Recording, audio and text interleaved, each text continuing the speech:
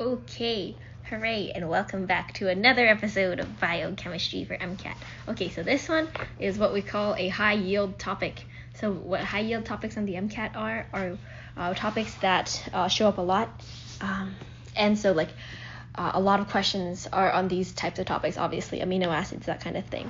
All right, let's go. So, okay, we're learning about amino acids and proteins, blah, blah, blah. Proteins, as you know, they can be enzymes, hormones, receptors, channels, transporters, antibodies, support structures, blah, blah, blah, etc., etc. Actually, it'd be good to memorize the types of enzymes there are.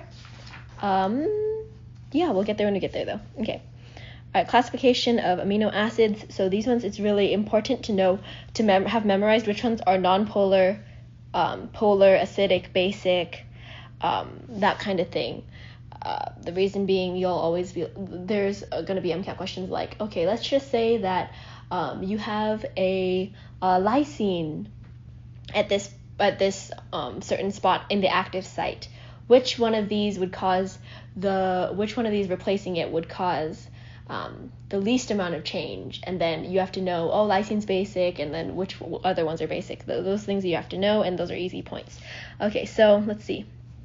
The nonpolar ones, I haven't drawn out all the structures, so I think, but in my shorts, I think I've gone through a lot of these nonpolar ones, and then also ways to memorize them. You don't have to be able to draw them out from the name, but you do need to be able to know the name from looking at the structure, to the best of my knowledge. So there's glycine. This is nonpolar. Aliphatic. Aliphatic just means that there is no benzene ring in there, and you've seen the benzene ring before. And aromatic means it has the benzene ring. So your nonpolar ones are glycine, alanine, leucine, isoleucine, valine, and then the aromatic nonpolar is phenylalanine, and then tryptophan. And then you also have to know the letters and the one letter and the 3-letter codes for them. I haven't memorized those yet, but probably flashcards would be the best for that. Proline is also a nonpolar one, but it has this where this amine group is like the hydrocarbons attach right back to it to make it this ring. That one's also nonpolar. Even though it looks kind of polar, this part is not part of the R group. The R group is this thing, but it just wrapped around and went on to the amine group. Okay, so polar acidic. There's only two acidic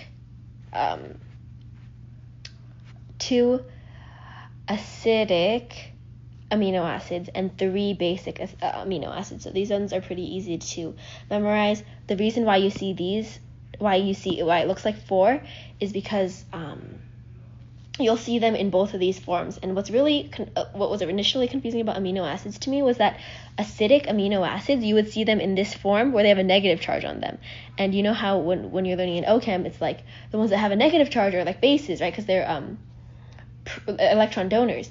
But the thing is, for amino acids, at physiological pH, which is close to neutral, right? I think physiological pH might be like 6.8.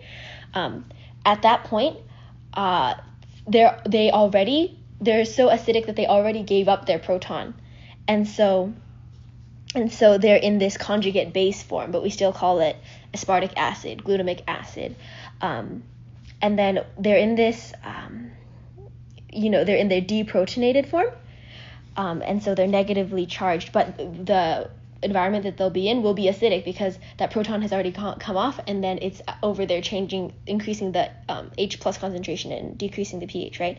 So the acidic ones have negative charges, and the basic ones have positive charges for much the same reason. They are so basic that they have already donated their electrons and gained that hydrogen to make that positive charge.